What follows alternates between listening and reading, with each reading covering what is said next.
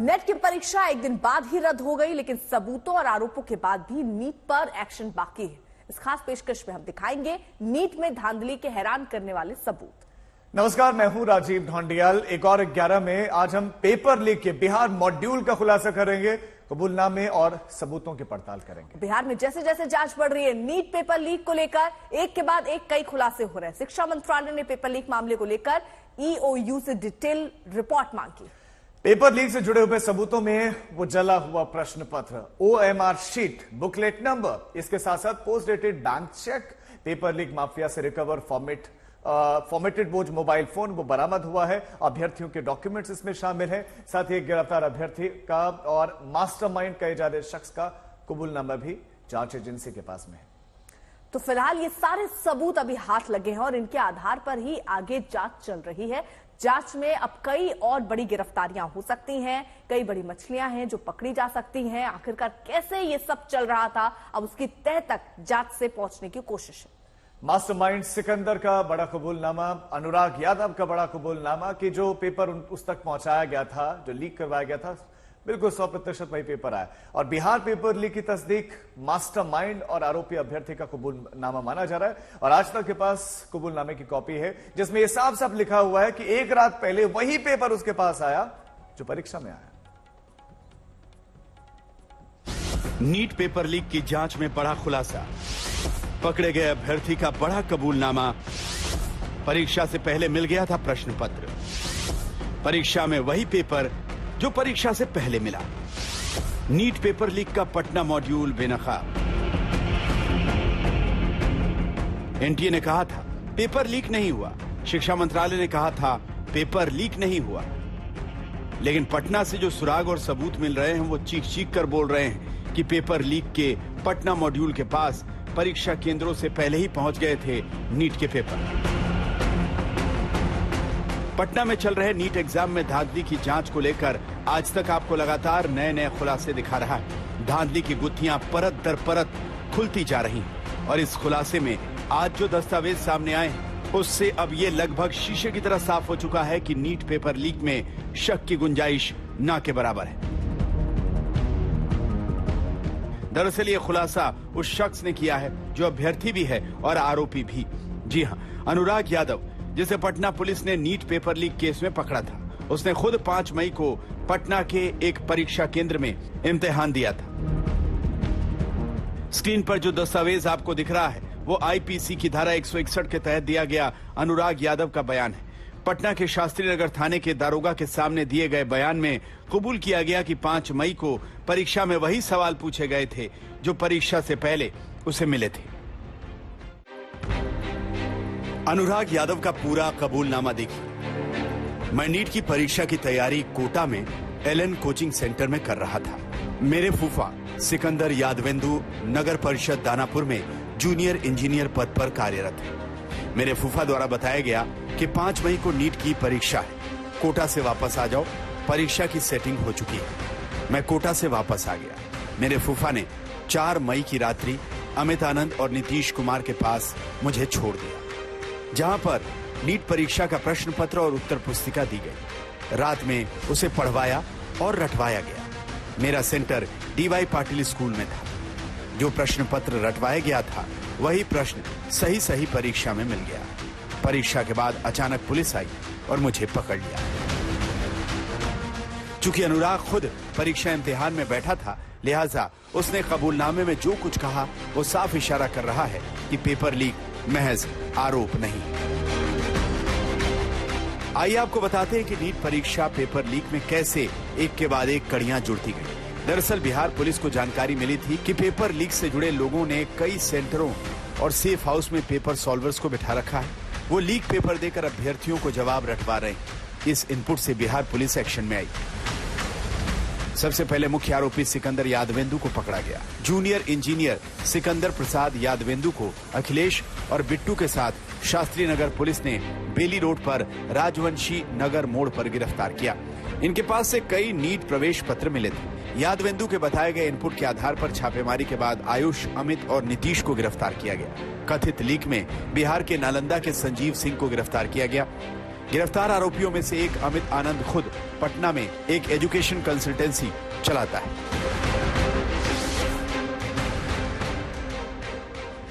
Bihar police की जांच के मुताबिक एनटीए के नोडल स्थानों में प्रिंटिंग फर्म से प्रश्न पत्र एकत्र कर उन्हें पहले स्थानीय बैंकों को, फिर वहां से परीक्षा केंद्रों को भेजा जाता था।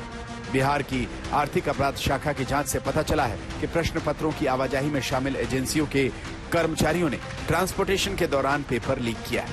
बिहार की आर्थिक अपराध इकाई की जांच में संकेत मिलता है कि ये वही गिरोह है जो बीपीएससी TRI 300 से संबंधित प्रश्न पत्र लीक करने में शामिल था। पेपर के 30 से 32 लाख रुपए लिए गए। प्रश्न पत्र लीक होने के बाद अभ्यर्थियों को सेफ हाउस में रखा गया, जहां से उन्हें एस्कॉर्ट के साथ सीधे उनके केंद्रों पर भेजा गया। इस खुलासे के बाद EOU शिक्षा मंत्रालय को पेपर लीक से जुड़ी अब तक की डिटेल जानकारी उपलब्ध कराएगी। आदित्य वैभव, पटना, आज तक। और अब इसी खबर पर हमारे दो संवाददाता ज्यादा जानकारी के साथ जुड़ गए हैं। रोहित सिंह पटना से हमारे साथ है और पीयूष हमारे साथ दिल्ली से। रोहित, सबसे पहले आपके पास आते हैं। बिहार मॉड्यूल का आप सिलसिलेवार बताइए कि किरदार के बारे में जो सामने आ गए हैं, और बहुत सारे किरदार वो जिनका नाम अब तक सामने नहीं आया है। देखिए, जाहिर सी बात है ये पूरा मामला जो है उसकी जांच इस वक्त EOU की टीम कर रही है, और जो आज तक के पास कबूलनामा है कुछ अभ्यर्थी और आरोपी जो हैं उसके मुताबिक एक तरीके से अब ये स्पष्ट हो रहा है कि बिहार में खासकर नीट की परीक्षा का जो ये पूरा मामला है वो पेपर लीक से जो है वो जुड़ा हुआ इस वक्त नजर आ रहा है। हालांकि केंद्र सरकार ने पहले ही दिन इसको खारिज किया था कि लीक का मामला नहीं है, लेकिन बिहार में ऐसा लगता है कि ये कहीं ना कहीं पेपर लीक का मामला जरूर आ रहा है, क्योंकि जिस तरीके से अनुराग यादव ने कबूलनामे में कहा है कि जो पेपर उसको परीक्षा के दिन आया था वही पेपर उसको हूबहू पिछली रात ही जो है उसको रटवाया गया था, यानी कि 100% जो दोनों पेपर जो है वो मैच कर रहे थे। और इसलिए इस बात की तस्दीक होती है कि ये कहीं ना कहीं पेपर लीक का जो है वो मामला है। और इसको लेकर अब जो जानकारी आ रही है कि EOU की जो एक टीम है आज दिल्ली रवाना होने वाली है, और इस पूरे मामले में अब तक उसके पास जो भी सबूत दस्तावेज सब मौजूद हैं वो सब जो है लेकर दिल्ली जाएगी, और जो शिक्षा मंत्रालय है वहां पर इन सबूतों को जो है वो पेश किया जाएगा। ये सबूत उनके सामने दिखाए जाएंगे और उसके बाद ही आगे की कार्रवाई जो है वो की जाएगी। और सवाल अब उठता है कि EOU के पास जो पेपर लीक के दस्तावेज और सबूत मौजूद हैं, क्या उसके बिना पर, क्या उसके आधार पर जो है नीट की परीक्षा को रद्द भी किया जा सकता है? ये बड़ा सवाल है, क्योंकि लगातार नीट परीक्षा रद्द करने की भी जो है वो मांग उठ रही है। जी बिल्कुल, इस पर कोर्ट पर सुनवाई भी होनी है 8 तारीख को। इन सारी याचिकाओं पर सुनवाई, आज भी एनटीए की तरफ से जो याचिका उस पर सुनवाई होनी है, उस पर भी हम नजर बनाए हुए हैं। लेकिन आज तक से एक्सक्लूसिव बातचीत में केंद्रीय शिक्षा राज्य मंत्री सुकांता मजूमदार ने गड़बड़ी का ठीकरा सिस्टम पर ही फोड़ दिया है। नेट के भी पेपर्स जो हैं वो कैंसिल हो गए, कॉम्प्रोमाइज के बाद। तो कैंसिल नहीं हुआ, उसको वहाँ पे भी कुछ री एग्जामिनेशन के जगह पे हो रहे हैं। ये क्या कारण रहा सर कि नेट के पेपर्स कैंसिल हुए? तो कुछ ऑब्जेक्शंस आए हैं, और ये ऐसे एग्जाम्स है जिसमें सैंक्टिटी बहुत इंपॉर्टेंट चीज है। तो हमारी सरकार सैंक्टिटी और करप्शन के साथ कभी भी कॉम्प्रोमाइज में मूड में रही है। इसलिए जो सवाल उठे हैं, इसलिए परीक्षा के सिस्टम के ऊपर सबका विश्वास रहे, इसलिए इसको कैंसिल किया गया। और आगे आने वाले समय में हमारी सरकार ये तय करेगी, और ये जो सैंक्टिटी है और कोई करप्शन की कोई गुंजाइश ना रहे, इसके लिए हमारी सरकार प्रतिबद्ध है। 9 लाख बच्चों को क्या कहना चाहेंगे जिन्होंने पेपर दिया था? इस गर्मी में वो लोग निकले थे पेपर देने के लिए। 317 सेंटर्स थे पूरे देश में, यहाँ पे पेपर देने गए थे। उन बच्चों को आप क्या कहना चाहेंगे? देखिए, उनके लिए मैं इतना ही कहूंगा कि हमारे एक सिस्टम है, सिस्टम में कभी कभी कुछ लोग सेध लगा लेते हैं।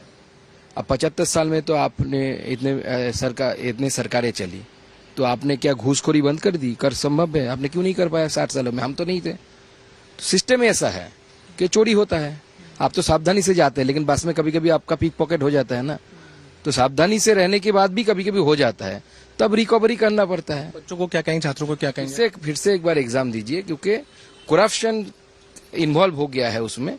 अगर ऐसा कोई जो हमारे कुछ लोगों ने सवाल उठाया है, तो करप्शन फ्री सिस्टम करने के लिए हमें बार बार कोशिश करनी चाहिए। शिक्षा राज्य मंत्री को आपने सुना, वो सिस्टम की गड़बड़ी की बात करते हैं, लेकिन ऐसा लगता है कि हर एक एग्जाम में क्या सिस्टम खराब हो जाता है। पीयूष हमारे साथ हैं।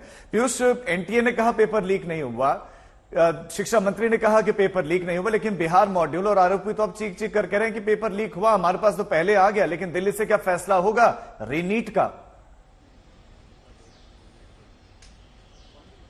उसको लेकर कहीं ना कहीं सरकार बहुत जल्दी अपना मत साफ करेगी और बहुत जल्द कहीं ना कहीं एक फैसला भी हम देख सकते हैं सरकार की तरफ से लिया जाएगा। लेकिन जहां तक ये जो पेपर कैंसिलेशन हो रहे हैं, और हमने नीट में भी देखा कि कैसे कई जगहों पर ये सरकार ने कहा कि वहां पर री एग्जामिनेशन कराए जाएंगे, ये कहीं ना कहीं दर्शा रहा है कि कैसे बार बार ये गड़बड़ियां हो रही हैं। और आज जब हमने केंद्रीय शिक्षा राज्य मंत्री सुकांता मजूमदार से बात की तो उन्होंने पूरा का पूरा ठीकरा जो है वो सिस्टम पर फोड़ दिया। उन्होंने कहा कि सिस्टम ही करप्ट है।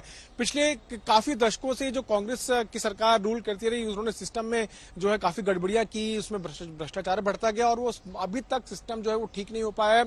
हमने जब उनसे ये सवाल पूछा कि उन 9 लाख छात्रों को वो क्या कहेंगे जो इस भीषण गर्मी में अपने घर से निकलकर 3 बजे से 6 बजे के पेपर में के समय में वो निकले और पेपर दिया उन्होंने जाकर, तो उन्होंने कहा कि हम उनसे यही कहेंगे कि वो दोबारा से पेपर दें, क्योंकि करप्शन आगे हो गया है। अगर सेंध हमारी हो जाती है तो हमको दोबारा से ये चीज करनी पड़ेगी। तो ये कहीं ना कहीं दर्शा रहा है कि कैसे ये फेलियर जरूर है कि पहले आपका नीट में गड़बड़ी आती है और अब नेट में कहीं ना कहीं गड़बड़ी आई है। सरकार ने ये कहा है कि इस पूरे मामले की जांच जो है वो गहनता से की जाएगी, सीबीआई को उस पूरे मामले को सौंपा जाएगा और जो लोग इसके पीछे हैं उनके खिलाफ कड़ी से कड़ी कार्रवाई की जाएगी। एक बात जो बहुत महत्वपूर्ण है वो ये कि ये पहला बड़ा फैसला सरकार की तरफ से लिया गया है एंटी पेपर लीक लॉ लाने के बाद। पिछली बार जब 2019 में मोदी सरकार ने आखिरी सेशन में ये फैसला किया था कि एंटी पेपर लीक लॉ बनाया जाएगा, और जब वो लॉ वो कानून अब जब बन चुका है तो उसके बाद पहली बार ये बड़ा फैसला लिया गया सरकार के द्वारा। इसके तहत जो आरोपी है उनके खिलाफ कड़ी कार्रवाई होगी और 3 से 5 साल तक की जेल का प्रावधान और 10 लाख रुपए बिल्कुल। यानी अब देखिए, अब ये सारी कार्रवाई जरूर हो रही है, लेकिन ये धांधली हुई कैसे, इसको लेकर भी सवाल है। सवाल के साथ साथ इस पर सियासत भी है, बयानबाजियां भी है। जेडीयू ने भी तेजस्वी यादव के पीएस प्रीतम का नाम लेकर निशाना साधा है। नीट परीक्षा के मामले में बिहार की आर्थिक अपराध शाखा स्वतः जांच कर रही है। विपक्ष ने कोई आवेदन नहीं दिया, कोई बयान नहीं दिया, और माननीय तेजस्वी यादव जो ट्विटर बबुआ हर सवाल पर तो अपनी ट्वीट करते रहते हैं, लेकिन इस पर वो क्विट कर गए हैं। तो हमने नजर में डाला है कि माननीय प्रीतम, माननीय कहने में भी दिक्कत लगता है, जो प्राइवेट सेक्रेटरी है तेजस्वी यादव जी के, सिकंदर यादवेंदु उनके परिजन हैं और वो कनीय अभियंता हैं, और इनकी सेवा तत्कालीन प्रधान सचिव ने जल संसाधन को जहां मूल विभाग था वहां सौंप दिया था। लेकिन सैया भोए कोतवाल तो मुझे डर काहे का। माननीय तेजस्वी यादव जी जब मंत्री बने तो प्रीतम ने अपने रसूख का इस्तेमाल करके इनको दानापुर, बिहटा, मसौढ़ी का प्रभार सौंपा, पटना मेट्रो में इनको प्रभार सौंपा, बुडको में प्रभार सौंपा। ये सिकंदर बन गए उस नगर विकास विभाग के। तो हमारा सवाल यह है कि तेजस्वी यादव जी, इस सवाल पर आपकी जुबान खामोश क्यों है? अगर वह प्रीतम का रिश्तेदार है और प्रीतम ने अपने रसूख का इस्तेमाल करते हुए उनको सुविधा प्रदान की है और नीट के मामले में वो गिरफ्तार हुए हैं, तो निश्चित रूप से शक का दायरा तो बढ़ता जा रहा है। तो बहुत सारे आरोप लग रहे हैं, लेकिन इस बीच में जो सिस्टम की खामी की बात हो रही है, पिछले 10 साल से तो सिस्टम क्या ठीक नहीं हो पाया, ये भी सवाल उठेगा। बिल्कुल।